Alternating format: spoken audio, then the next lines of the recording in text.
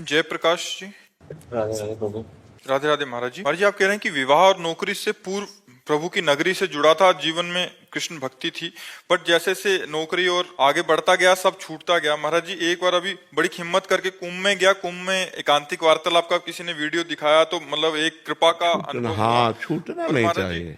अभी मतलब ये नौकरी मुकाम हासिल करने की इच्छाएं ये सब हाँ, चलो बाधा कर चलो रही हैं। चलो चलो, कोई बाधा नहीं। राधा राधा राधा राधा, हम आखिरी लक्ष्य तक पहुंचने की कोशिश करेंगे। जिस डिपार्टमेंट में है, जिस कार्य प्रणाली में है, जिस व्यापार में है, हमें उन्नति प्राप्त करनी है, हमें रुकना थोड़ी है। ये कोई बाधा नहीं, कोई बाधा नहीं।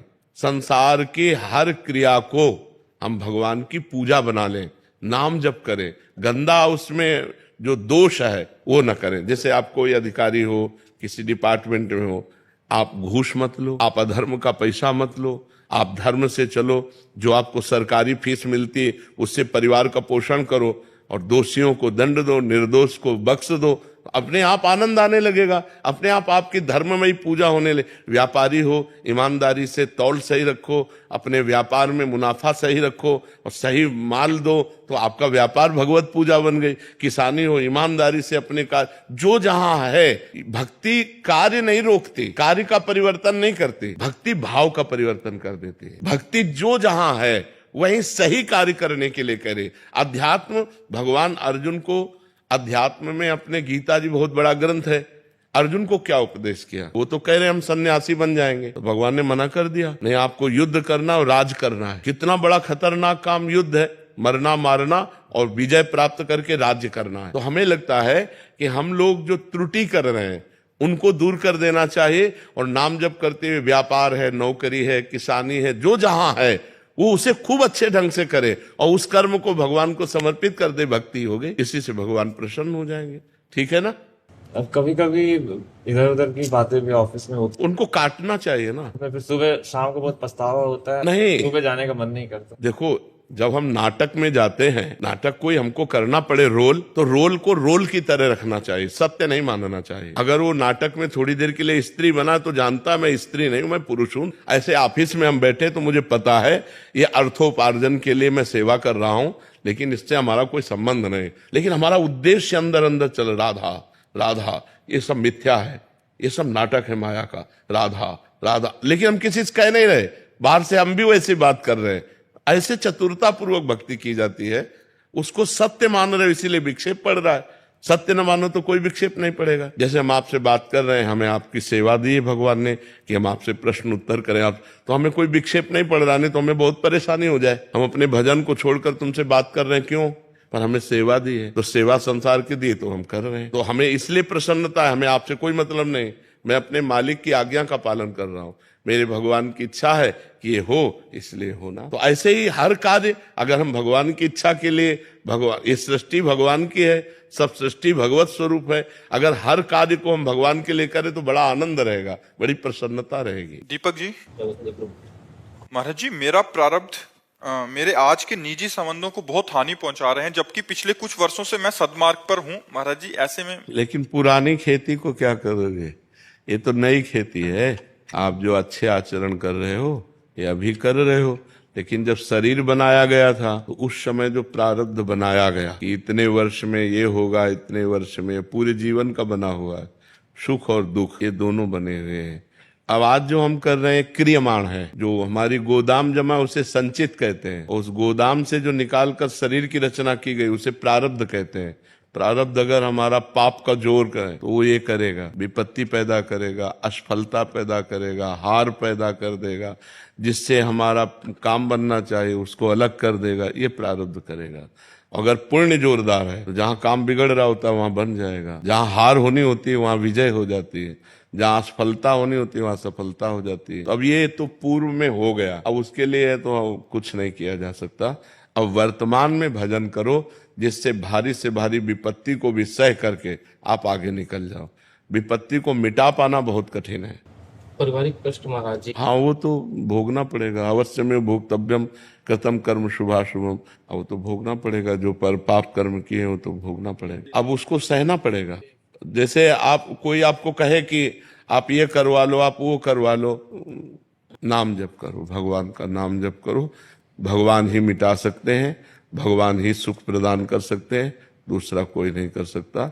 इसलिए खूब नाम जप करो। सौरभ गोयल जी, राधे राधे श्री महाराज। महाराज जी, इनका ये कहना है कि हमने जिस जन्म में वो कर्म या पाप कर्म किए हैं उसी जन्म में हमें क्यों नहीं भोगने को मिले, अगले जन्म में काय छूट।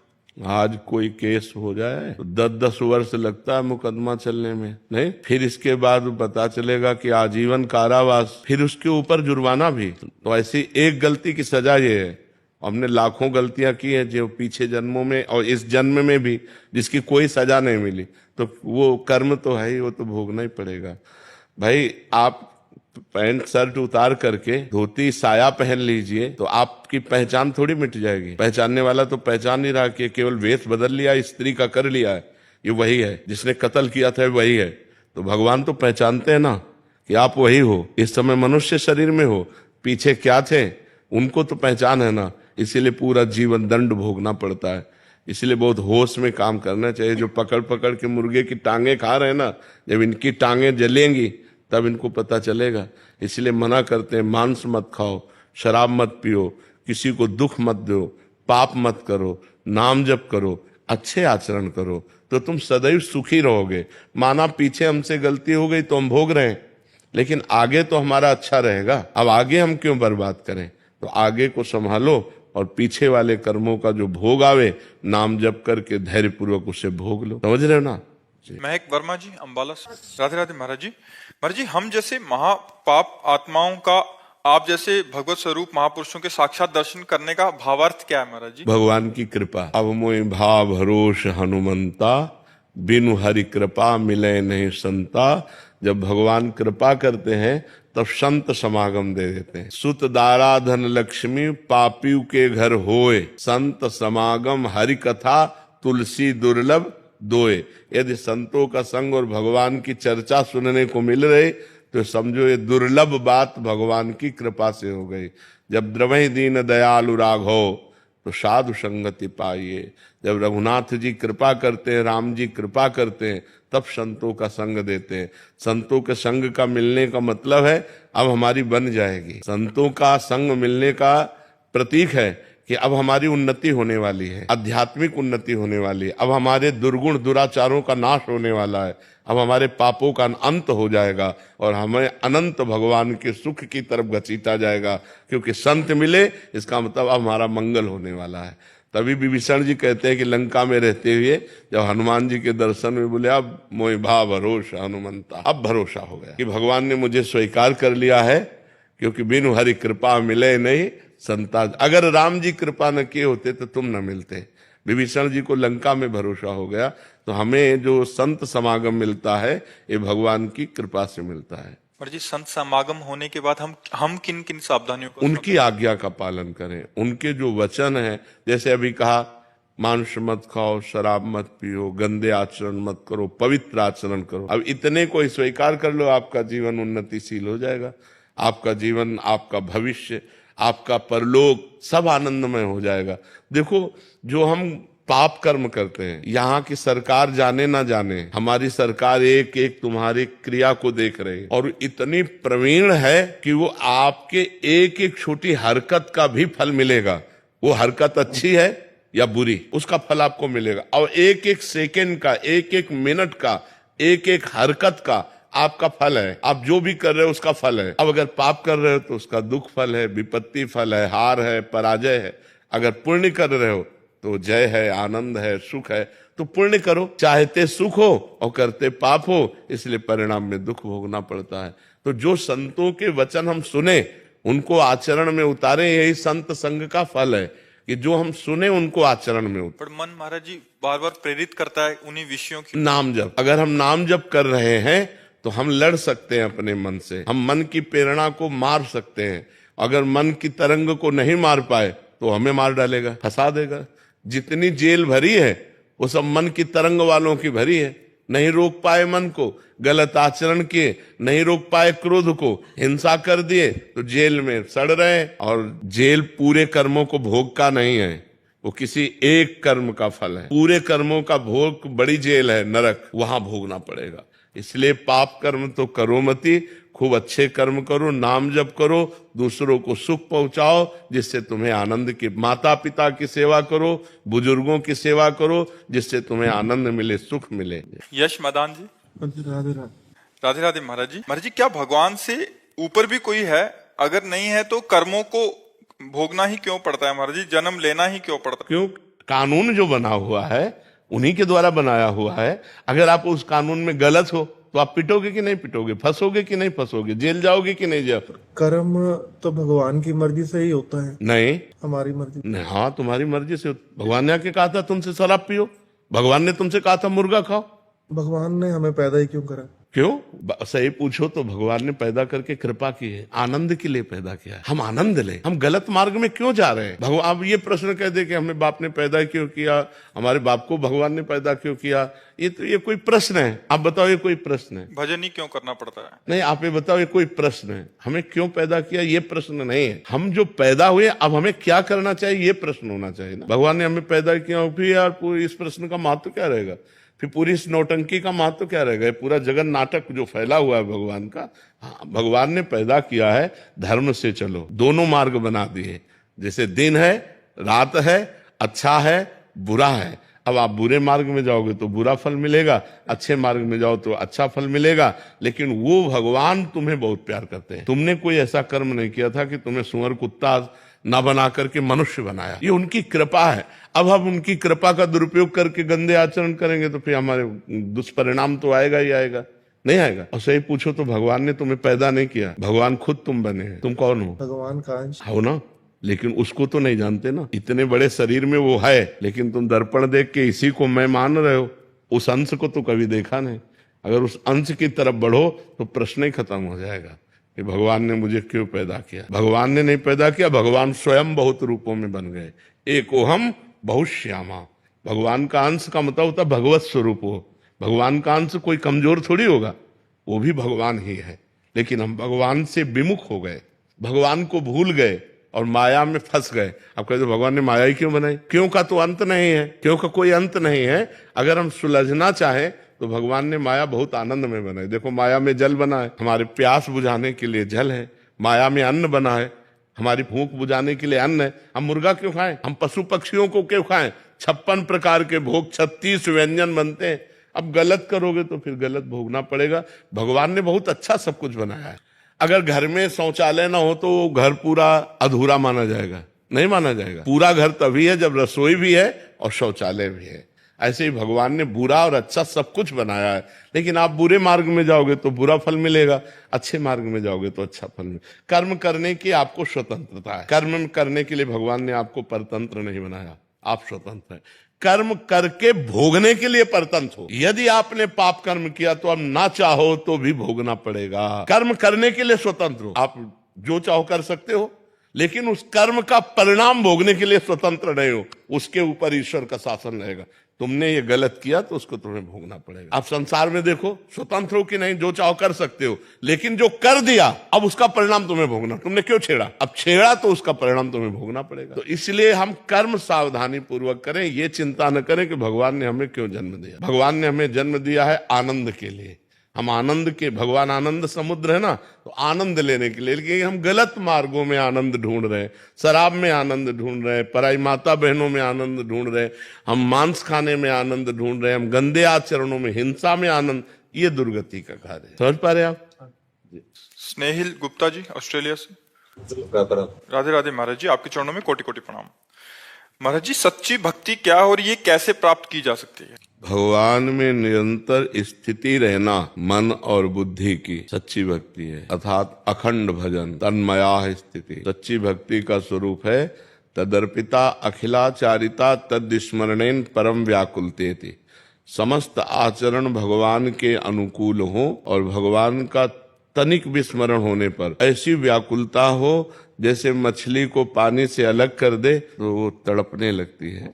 ऐसे हम परम व्याकुलते थे। त्रिभुवन की राजलक्ष्मी देने पर भी जो आधे पल के लिए भी भगवान का विस्मरण न करे वो सच्चा भक्त है। एक क्षण भी भगवान का भजन न छूटे, ये सच्ची भक्ति का स्वरूप है। और इस भक्ति को प्राप्त करने के लिए संतों का संग करे, संतों की आज्ञा का पालन करे, शास्त्रों का स्वाध्याय करे, पाप आचरण ना करे, भगवान की लीला कथा सुने, भगवान का नाम जप करे, भगवान की मूर्ति विराजमान करके सेवा करे, इससे भक्ति की प्राप्ति हो जाएगी। गौरव शर्मा जी। राधे महाराज, जय श्री राम। राधे राधे महाराज जी। महाराज जी, आपके एकांतिक में सुना था कि मन के द्वारा संतों से बात कर सकते हैं, तो मन बहुत खुश हुआ कि आपसे बात हो सकती है। महाराज जी, हमें वो पद्धति बताइए जिससे हर समय।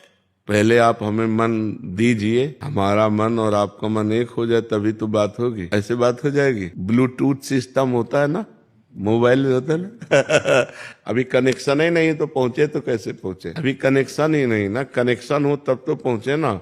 आपके मन का कनेक्शन हमारे मन से हो जाए, हमारे मन का कनेक्शन आपके मन से हो जाए, तो यहाँ जो स्फुरित होगा वो आप में आ जाएगा, आप जो स्फुरित करेंगे वो यहाँ आ जाएगा। इस कोटि का प्रेम बड़ा दुर्लभ है। किसी संत से, किसी गुरुदेव से ऐसा प्रेम हो जाए कि हम अपना मन उनको दे दें। हमारी कोई रुचि नहीं, हमारी कोई इच्छा नहीं, हमारी कोई चाह नहीं, हर समय उनकी आज्ञा के अनुसार चल रहे। मन गुरुदेव को समर्पित कर दिया, तन गुरुदेव को समर्पित कर दिया। अब उनके मन में जो चलेगा हमारे मन में आ जाएगा, जो हमारे मन में होगा वो गुरुदेव के मन में चला जाएगा।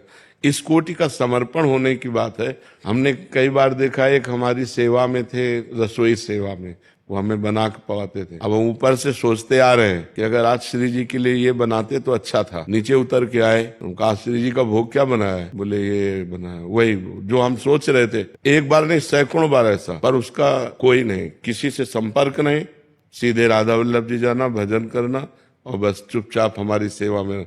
तो जो हम सोच रहे हैं वही उसके मन में आ रहा है। पूरा समर्पण होने पर ही ऐसा हो सकता है। जब तक पूरा समर्पण हो जाए तो गुरु की कोई छोटी सी वस्तु भी आसपास हो तो तुम्हें पता चल जाएगी। गुरु के मन की तो बात जाने दो। अमीर खुसरो जी पूरे समर्पित महापुरुष थे। उनके गुरुजी दिल्ली आए हुए थे, तो किसी गरीब ने सुना कि बहुत सिद्ध फकीर हैं, अगर ये कृपा करें तो धन मिल जाए, क्योंकि गरीबी में धन की आवश्यकता होती है। बेटी का ब्याह था, तो वो गए, उन्होंने दंडवत की और कहा, बाबा बेटी का ब्याह है, कोई कृपा कर दो। तो उनका परसों आना टाल दिया। अब बाबा के पास क्या रखा है? संत सिद्ध हैं तो उनके पास रुपया थोड़ी रखा है। परसों फिर आए, बाबा वो बेटी का ब्याह है, आपने कहा था परसों आना। तो उनका, ले जा, हमारी पादुका ले जा। लकड़ी की पादुका थी, पादुका ले जा। अब कोई सोने से थोड़ी मड़ी थी। अब उसने विचार किया, मुझे तो धन चाहिए था, बाबा ने पादुका दे दिया, पादुका से क्या होगा? पर संत ने दिया है, कहा ले जा पादुका, अपने घर ले जा। तो अब माथे पे रख लिया और लिए जा रहे थे। 13 ऊंटों में असरफियां आदि लिए हुए अमीर खुसरो जी रत्नों के व्यापारी थे, वो आ रहे थे। उनका, हमारे गुरुदेव की कोई वस्तु है आसपास? अब जो निकले बस वो ऐसे, जो वो खुला पादुका माथे पे रख, उनका ये कहां से पादुका लाए? बोले बाबा ने, गुरुदेव ने पादुका दी, मुझे दोगे? तो उनका, मुझे पादुका की जरूरत थोड़ी थी, मुझे तो रुपए की जरूरत थी, बेटी का ब्याह था। बोले 13 ऊंटों में सरफियां लदी हुई हैं, ले जाओ, नौकरों सहित ले जाओ, हमें पादुका दे दो। अरे उन्होंने तुरंत पादुका दी, पादुका सर पे रखा, लौट के गए और कहा, गुरुदेव पादुका वापस ले आया। बोले कितने की? बोले 13 ऊंटों की असरफियों से। तो उनका सस्ता सौदा किया तो गुरुदेव की पादुका की गंध आ रही थी अमीर खुसरो की, मेरे गुरुदेव की, मेरे मालिक की कोई वस्तु है। तो जब हमारा चित्त ऐसा समर्पित हो तब हम संत के मन की बात जान सकते हैं, ऐसे थोड़ी जान सकते हैं। स्वप्न में क्या कभी आप उत्तर देते हुए प्रतीत होते हैं? बिल्कुल बिल्कुल ऐसा लगता है हम प्रश्न कर रहे हैं, आप उत्तर। हाँ जी। राजकुमार सक्सेना जी, नोएडा से। राधे राधे महाराज जी।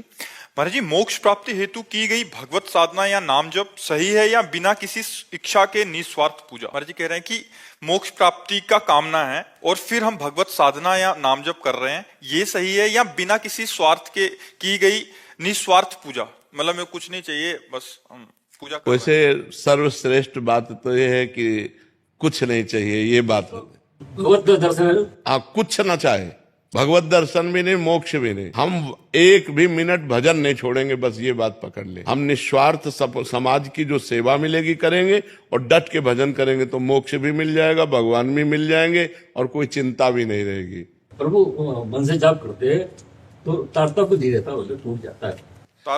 अब तारतम्य तो बनाना पड़ेगा, इसके लिए प्रयास करना पड़ेगा। हाँ, सतोगुणी भोजन करना पड़ेगा, गलत लोगों का संग त्यागना पड़ेगा, टीवी समाचार छोड़ना पड़ेगा, क्योंकि चिंतन में हमारे और कुछ ना होवे, केवल भगवान का चले। अब तो वृद्धावस्था की तरफ जा रहे हैं तो खूब नाम जप कीजिए, और जब मन से ना चले तो जबान से चलाइए, राधा राधा राधा राधा राधा राधा। कभी मन से कभी जबान से बार बार हम उसको करते रहें तो हमारा हृदय पवित्र हो जाएगा। जहां हमारे हृदय की कलुषमा, कामना ये सब नष्ट हुई तो एक तार भजन चालू हो जाएगा। एक तार भजन चलना ही भगवत प्राप्ति है। अखंड भजन चलना ही भगवत प्राप्ति। भगवत प्राप्ति की चिंता न करे, चिंता भजन की करे कि हमारा भजन न छूटने पावे। सुमित जी छत्तीसगढ़ से, महाराज जी राधे राधे। महाराज जी, आप हम युवाओं में एक अलग सी ऊर्जा प्रदान करते हो जो हमको एक शक्ति देती है किसी भी चीजों का सामना करने का। महाराज जी बड़ी कृपा आपकी। अध्यात्म में बल होता है, वही अध्यात्म बल हम आपके हृदय में जागरण करना चाहते हैं। जैसे हमें जीने के लिए श्वासों की जरूरत है, ऐसे हमें जीवन बिताने के लिए अध्यात्म की जरूरत है। अगर हमारा अध्यात्म पुष्ट ना हुआ तो जरा सी गलती हमें जेल पहुंचा देगी, जरा सी गलती हमारी निंदा करवा देगी, जरा सी गलती हमारी जान को ले लेगी। अब ऐसी क्रियाएं हैं, गलत क्रियाएं हो जाती तो सब गड़बड़ हो जाता है। और अध्यात्म है तो हम अपनी बुद्धि को पवित्र कर रहे हैं, हम अपने मन को शासन में ले रहे हैं, हम सच्चे मार्ग के पथिक बन रहे हैं। गंदे आचरण, गंदा भोजन, गंदी बातें ये हमारे जीवन को नाश करने वाली हैं। अच्छा भोजन, अच्छी बातें, अच्छे आचरण ये हमारे जीवन को उन्नति प्रदान करने वाली है। नौजवान जब गलत मार्ग में पहुंच जाते हैं तो फिर बुद्धि ओवर थिंकिंग में पहुंचती है, भूत भविष्य के चिंतन में इतना लगा देती है कि वो परेशान हो जाता है, जिसे कहते हैं डिप्रेशन। और जब ज्यादा परेशानी होती है तो उस परेशानी से मुक्त होने के लिए औषधियां लेता है। जब उससे भी उसको शांति नहीं मिलती तो सुसाइड करने की सोच लेता है। इसलिए अध्यात्म है, सही दवा अध्यात्म है कि हम अच्छे विचारवान बने, हम गलत आचरणों को त्यागें। और ये सामर्थ्य आएगी नाम जप से। जितना नाम जप करेंगे उतना ही अच्छे आचरण वाले बनेंगे, उतना ही बुरे आचरणों का त्याग होगा और उतना ही आप आनंदित रहेंगे। मनुष्य जीवन आनंद प्राप्ति के लिए है, भगवत प्राप्ति के लिए है, दुर्गुण दुराचारों का त्याग करने के लिए है। लेकिन ये बात तभी समझी जा सकती जब हम सत्संग सुने, जब हम एकांतिक सुने, सत्संग सुने तो हमारी बुद्धि पवित्र होगी। हमारी पवित्र बुद्धि गंदे मन पर शासन करेगी, फिर गंदा आचरण छूटेगा और हम आनंदित हो जाएंगे। महाराज जी, इनका प्रश्न था कि हम अपने लक्ष्य की प्राप्ति के लिए अटूट मेहनत करते करते जब जीवन में उतार चढ़ाव आए तो महाराज जी उसका सामना कैसे करें? नाम जप है आपके पास तो आपका हृदय शीतल रहेगा। जैसे धनी आदमी है ना, कहीं भी किसी भी बाजार में जा रहा हो उसको कोई फर्क नहीं पड़ता, हमारे पास धन है, जो चीज मन आएगा वो खरीद लेंगे। ऐसे ही हमारे पास नाम जप है, हम बहुत मेहनत कर रहे हैं लेकिन असफलता प्राप्त हो रही पूर्व के प्रारब्ध से। कोई बात नहीं, एक जगह असफल होंगे तो एक जगह भगवान सफल करा देंगे। हमें भरोसा रहता है भगवान का, इसलिए हम हारते नहीं हैं। तो नाम जप करते हुए भगवान का दृढ़ भरोसा रखने वाला बड़ी से बड़ी विपत्ति, बड़े से बड़े संकट को पार कर सकता है। इसलिए अध्यात्म को पकड़ो, नाम जप पकड़ो। भगवत मार्ग के जो सद्गुण हैं वो नाम जप से अपने आप प्रकाशित हो जाते हैं। खूब नाम जप करो। भारती जी जम्मू से, राधे राधे। महाराज जी, भगवत कृपा कैसे होती है? भगवान को पुकारने से, मन वचन कर्म से कपट छोड़कर भगवान का भजन करने से। मन क्रम वचन छाण चतुराई, भजत कृपा करी है रघुराई। अगर हम मन वचन कर्म से छल कपट छोड़कर भगवान का भजन करें तो भगवान की हमारे ऊपर कृपा हो जाएगी। भगवान को पुकारें। भजन करने का मतलब जैसे हम राम राम राम राम, राधा राधा राधा, तो मानो हम प्रभु को पुकार रहे हैं, राधा राधा राधा, हे किशोरी जो हम पर कृपा करो। आप अपनी कृपा से, मैं इस संसार समुद्र में डूब रहा हूं, आप हमारा उद्धार करो। हे लाडली जो, हमें ऐसी सामर्थ्य दो कि हम आपका निरंतर भजन करें। हे प्रभु, हमें ऐसी कृपा करो हम दूसरों का उपकार करें, हम दूसरों को सुख दे सकें, हम किसी को दुखी ना देखें। जब दुखी देखें तो उसके दुख निवृत्ति के लिए हमें सामर्थ्य दो, हमें वो बल दो कि प्रभु हम परोपकार कर सके। ऐसे प्रार्थना करो, कृपा हो जाएगी। साधना बल जोर का या आश्रय बल जोर? दोनों। आश्रय लेकर के अगर साधना न करो तो आश्रय नहीं माना जाएगा। साधना करते हुए भगवान की आश्रय वृत्ति, दोनों जरूरी है। जैसे एक पंछी आकाश में जब उड़ता है तो उसके दो पंख होते हैं। अगर वो पंछी दो में एक पंख टूट जाए तो फिर वो यात्रा नहीं तय कर सकता। तो भगवान का भरोसा मतलब आश्रय और साधना। अपना प्रयत्न जितनी ऊर्जा शक्ति हम में जितनी है वो हम साधना में लगा दें और भगवान का प्रयत्न जो हम कर रहे हैं वो भगवान को समर्पित करते हुए आश्रित रहे। होगा नाथ आपकी कृपा से। लेकिन जितनी हम में ऊर्जा है वो हम सब भगवत मार्ग में झोंक देते हैं। हम तनिक भी प्रमाद नहीं करेंगे, आलस्य नहीं करेंगे, गंदी बात नहीं करेंगे, पूरा प्रयास करेंगे भजन का, पर भरोसा भगवान का है कि हमारे भजन से क्या होगा, भगवान की कृपा से होगा। हे नाथ प्रयास हमारा है, कृपा आपकी है, ऐसे चला जाता है। नहीं तो अगर हम कह दें कि केवल आश्रय से ही काम हो जाएगा, पर रात दिन फिर जो हमारे अंदर ऊर्जा शक्ति है वो हमें गलत आचरणों में ले जाएगी ना। तो हमको सच्चे आचरणों की साधना करनी है और भरोसा भगवान का रखना है। समझ रहे ना? राजन सिंह जी मथुरा से। महाराज जी बाबा पूछ रहे हैं कि आप एक मंदिर में गए और वहां एक सूरदास जी मिले, उन्होंने मेरे से पैसे मांगे, मेरे पास पैसे नहीं थे, मैंने मना कर दिया। सूरदास जी ने गुस्सा हो गए और बोले मैं तुझे श्राप देता हूं कि तेरे को कभी नींद नहीं आएगी, ना ही मल मूत्र का त्याग कर पाएगा, जन्म जन्मांतर दुख पाएगा। महाराज जी इस श्राप से मुक्ति का ऐसे लोगों की बातों का कोई प्रभाव नहीं पड़ता। ऐसा हो तब तो पूरे विश्व को सब लोग त्रासित कर दे। पाखंडी लोग लोगों को परेशान किए हैं। कार से उतरे, दरवाजा खटखटाए और संत वेश में हम यज्ञ करने जा रहे हैं, हमको इतने 1000 रुपया दो, नहीं दोगे तो तुम्हारा लड़का वो घबरा गया कि गृहस्थ आदमी, यार साधु ऐसा, वो साधु हो ही नहीं सकता। जो रुपए के लिए तुम्हें साप दे, जो रुपए के लिए तुम्हें त्रासित करे, जो अपनी कामना तुम्हारे सामने रख दे, वो साधु ही नहीं है। पक्की बात समझो। साधु तुम्हारे हित के लिए, गोस्वामी जी कहते साधु ते होए न कारज हानि। कभी संत से तुम्हारे कार्य की हानि नहीं हो सकती। कभी मंगल भवन भगवान के दास के द्वारा तुम्हारा अमंगल नहीं हो सकता। संत तो दर्शन संभाषण से अमंगलों का नाश करते हैं।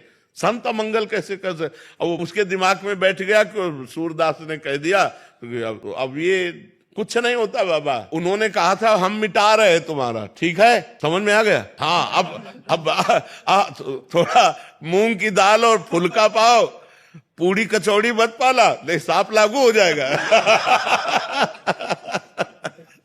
सुनील जी राधा वल्लभ शेरवंश, महाराज जी आपके चरणों में कोटि कोटि नमन। महाराज जी हम श्री जी के प्रति समर्पित हैं, इसका कैसे पता चले? हमारी कहीं ममता नहीं रह जाएगी जब हमारा समर्पण हो जाएगा। कहीं ममता, सबकी ममता ताग बटोरी, मम पद मन बांध बर डोरी।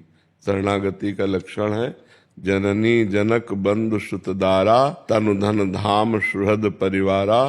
सबकी ममता ताग बटोरी, मम पद मन बांध बर डोरी। माँ, पिता, पत्नी, पुत्र, देह, कहीं भी ममता नहीं रह जाती। प्रेम होता है, ममता नहीं होती। माँ में भगवत भाव से प्रेम, पत्नी में भगवत भाव से प्रेम, सब में नाते नेह राम के मनियत, सुहृद सुसेव्य जहां लो। जितने भी सुहृद हैं, सुसेव्य हैं, सब में भगवत भाव से वो प्रेम करता है, पर ममता कहीं नहीं होती है। उसके अंदर अहंकार नहीं होता, क्योंकि अहम समर्पित हो चुका है, शरणागत हो चुका है, इसलिए उसे कभी भय नहीं लगता। कहीं भी उसे भय नहीं, वो निर्भय हो जाता है, निसंकोच हो जाता है, निश्चिंत हो जाता है। उसमें कोई संशय नहीं रहता, उसमें कोई भगवत विपरीत भावना नहीं रहती। वो बाहर भीतर सब जगह से निर्भय। जैसे बाहरी भय सर्प, बिच्छू, सिंह, दुश्मन, नाना प्रकार के और भी भय, और आंतरिक भय है कहीं मैं काम से भ्रष्ट ना हो जाऊं, कहीं ऐसा ना हो जाए, कहीं वैसा ना। आंतरिक भय न बाह्य भय। शरणागत होने पर वो दोनों भयों से मुक्त हो जाता है। उसे अपनी चिंता नहीं रहती, किंचन मात्र भी लोक व्यवहार की चिंता नहीं रहती, क्योंकि उसको पता है कि हमारी चिंता का भरण पोषण ठेका ठाकुर जी लिए हुए, मैं उनकी शरण में हूँ। उसे कोई संकोच शोक नहीं रहता, कुछ आवे या कुछ चला जावे। उसको पता है जिसने एक क्षण में अनंत ब्रह्मांडों का सृजन कर दिया वो मेरा स्वामी है, शोक किस बात के। कभी ये संशय नहीं होता कि पता नहीं भगवान ने मुझे स्वीकार किया है कि नहीं।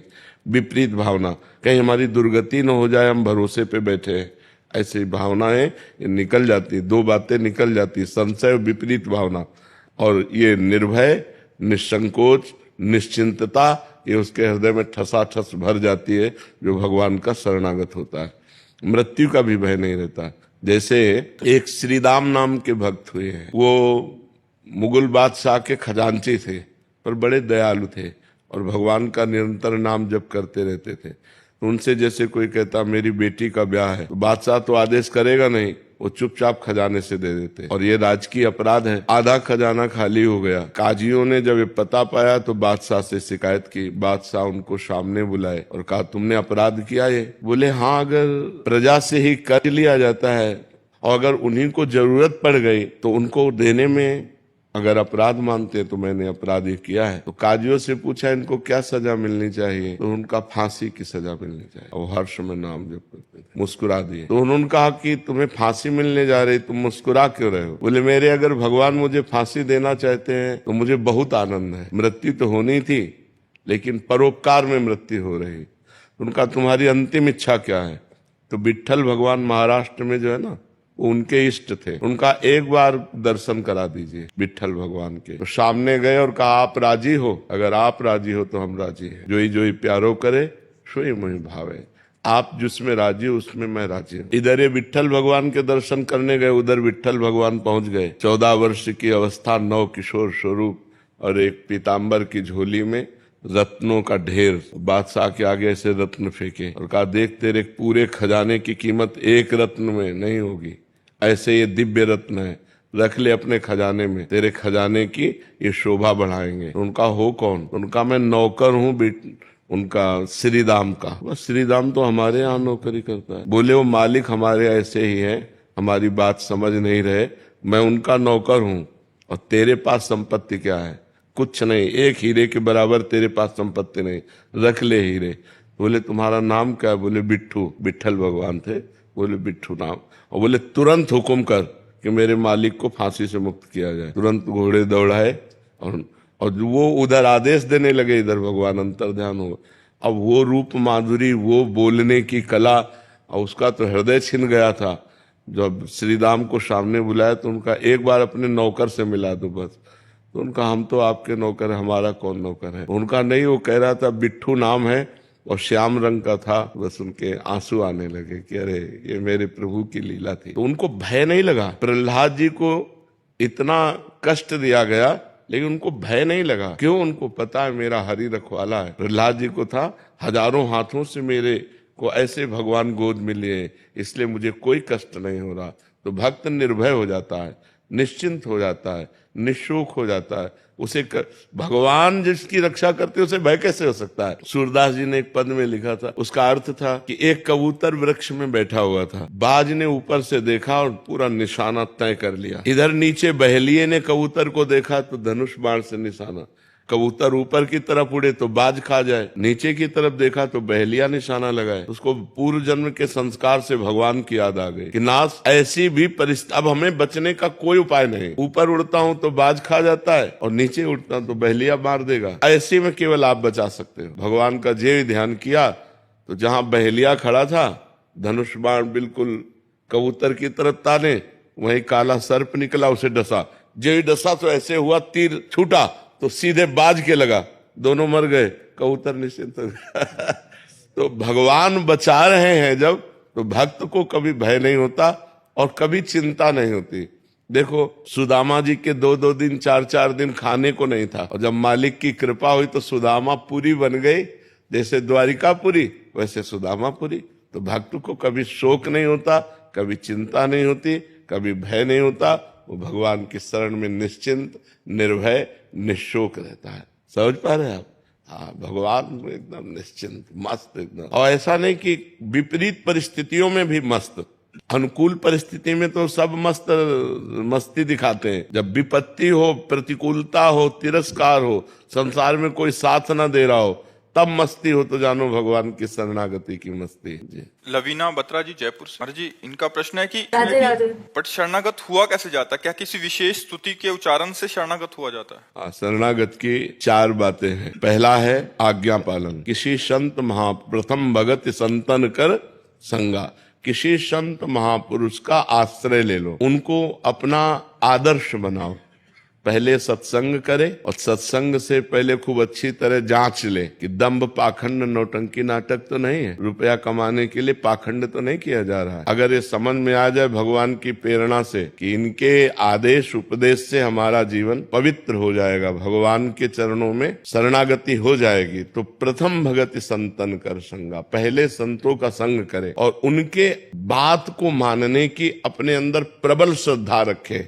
पहले है आज्ञा पालन, दूसरा है संकेत के अनुसार चलना, तीसरा है रुचि में रुचि मिला करके चलना और चौथा है सब में भगवत भाव करना। इससे शरणागति हो जाती है।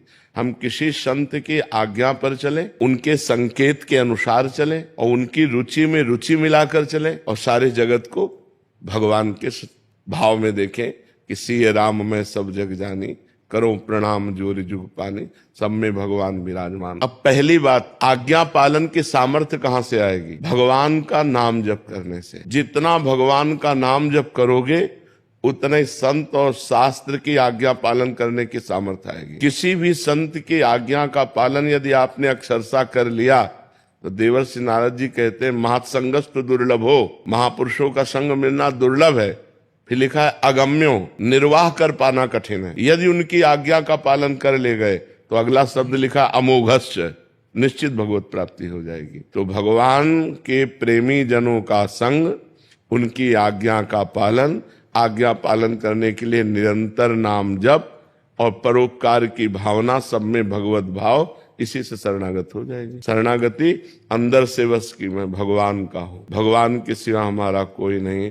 जैसे मीरा जी कहते हैं मेरे तो गिरधर गोपाल दूसर हो न कोई। शरणागति का मतलब होता है हर बात भगवान से कहना, भगवान के चिंतन में रहना, भगवान का नाम जप करना, भगवान के प्रेमी संतों की आज्ञा के अनुसार चलना। क्योंकि बिना गाइड के रास्ता तय नहीं होता। जो हमें रास्ता मालूम ही नहीं है तो हमें उस रास्ते का गाइड तो चाहिए। तो भगवत मार्ग के गाइड होते हैं सिद्ध महापुरुष, जो भगवान को प्राप्त होते हैं या भगवान की प्राप्ति में तन्मयता कर रहे हैं, अच्छे साधक और सिद्ध। आजकल जो है भगवान के मार्ग को भी एक मतलब साधन बना लिया गया है अपने जीने खाने का, जबकि भगवान लोक परलोक सबका भरण पोषण करने के लिए स्वयं ठेका लेते हैं। यदि हम निष्काम भाव से भगवान की भक्ति करें, अगर हम सही ढंग से चलें तो लोक परलोक का सारा वैभव अपने आप प्राप्त हो जाएगा। दंभ करने की जरूरत नहीं, नाटक करने की जरूरत नहीं। भगवान ने कहा अनन्यस चिंतयन्तो माम ये जनाः पर्युपासते तेषां नित्याभियुक्तानां योगक्षेमं वाम्यहम्। तुम केवल मेरा अनन्य चिंतन करो, जो जन मेरा अनन्य चिंतन करता है उसके योगक्षेम का वहन मैं करता हूं। और जब भगवान करता होंगे योगक्षेम का वहन तो कमी क्या रह जाएगी? आनंद ही आनंद रहेगा, हृदय भी आनंदित रहेगा और बाहर भी सुख सुविधा रहेगी। तो हमें लगता है भगवान के मार्ग में कपट, चतुराई, छल, दम्भ ये करने की तो जरूरत ही नहीं। महालक्ष्मी पति प्रभु हैं, जिस दिन कृपा कर देंगे मारा वैभव घूमेगा। इसलिए ईमानदारी से भगवान के मार्ग में चलने के लिए किसी सिद्ध संत या अच्छे साधक को प्रथम भगति संतन कर संगा, दूसरी रतिमम कथा प्रसंगा। भगवान के लीला चरित्रों का खूब गायन करे और खूब श्रवण करे। श्री गोस्वामी तुलसीदास जी कह रहे गुरुपद पंकज सेवा तीसरी भक्त अमान, मान रहित होकर गुरु चरणारविंद की सेवा और चौथी भगत मम गुण करे कपट तज गान। कपट यही, ये भगवान का चरित्र तो गा रहे हैं लेकिन आशा, मान प्रतिष्ठा, रुपया पैसा ये सब कपट है। अपना यश चाह रहे हैं, अपनी वासनाओं की पूर्ति चाह रहे हैं और गान कर रहे हैं भगवान के यश को, तो ये कपट हुआ। भगवान की भक्ति भगवान की भक्ति के लिए, भगवान की कथा भगवान की प्रीता के लिए। तो चौथी भगत मम गुण गन करे कपट तज गान, मंत्र जाप मम दृढ़ विश्वासा, पंचम भगत वेद प्रकाशा। पांचवी भक्ति बता रहे हैं कि खूब निरंतर नाम जप, मंत्र जप, विश्वास के साथ किसी से काम हो जाएगा। मंत्र जाप मम दृढ़ विश्वासा, मेरे ऊपर दृढ़ विश्वास और मेरे मंत्र और मेरे नाम का जप। पंचम भगत सुवेद छठदम शील विरत बहुकर्मा, निरत निरंतर सज्जन धर्मा। जो संत जन आचरण करते हैं उन आचरणों को हम करें, मतलब जो आदेश करते हैं और शीलवान रहे, सहनशील रहे, तितिक्षु रहे, मान अपमान में, दुख सुख में समान भाव रखे। सातों सम मोहिमय जग देखा, मोते अधिक संत कर लेखा। सातवीं भक्ति है पूरे संसार को भगवत स्वरूप देखना, और भगवान कह रहे मेरे से भी अधिक संतों को मानना, ये सातवें। और आठों जथा लाभ संतोषा, सपने नहीं देखे परदोषा। जैसे भगवान हमको रख रहे हैं उसी में हम संतोष करें, और स्वप्न में भी किसी के दोष ना देखें। नवम सरल सब संचल हीना, भगवान कह रहे मोह कपट छल छिद्र न भावा। तो तुम्हारा स्वभाव सरल होना चाहिए, तुम्हारे आचरण पवित्र हो। नवम सरल सब संचल हीना, मम भरोस ही हरस न देना। मेरे ऊपर दृढ़ विश्वास हो, और लौकिक वस्तुओं की प्राप्ति में हर्ष न हो, और लौकिक वस्तुओं के नष्ट हो जाने में दीनता न हो कि मैं अमुक वस्तु होती तो ठीक है। नहीं, दीनता भक्ति की हो, और आनंद भगवान के चिंतन का हो। मम भरोस, मेरा भरोसा दृढ़ हो। अगर ये 9 लक्षण आ जाए तो पूर्ण शरणागत हो जाए।